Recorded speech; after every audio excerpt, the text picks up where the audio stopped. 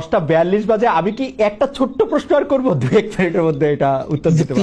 Please সেটা হচ্ছে যে ইলেকশনের আগে তো অনেক ধরনের কথাই আসে, কেউ কেউ একটা জরিপ করে, কেউ কেউ নিজস্ব। আপনারা কি নিজস্ব কোনো জরিপ করেছেন আপনাদের আসন বা আপনাদের পপুলার ভোট বা পপুলারিটির ব্যাপারে? কেউ কেউ বলছেন এবার আপনারা 91 এর বিএনপি যেমন আওয়ামী লীগকে কাঁদিয়ে ক্ষমতা পেয়ে গেছিল, এইবারও আপনাদের এরকম একটা হইতে পারে, এটা কি আপনার মনে হয়? যে মানে মহান আল্লাহ সবচেয়ে ভালো জানেন, তবে আমরা জরিপ করেছি এবং আরো করব।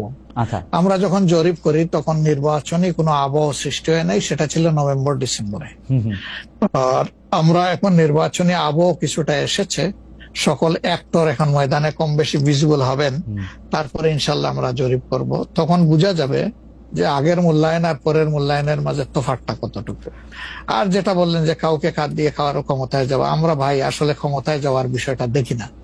আমরা দেখি যে এটা একটা বিশাল দায়িত্বের বোঝা। আল্লাহ যদি কখনো সে কাজের জন্য আমাদেরকে কবুল করেন, তাহলে আমরা শাসক নয় ভাই, দোয়া করেন আমরা যেন মানুষের সেবক হতে পারি। আপনাকে অনেক ধন্যবাদ।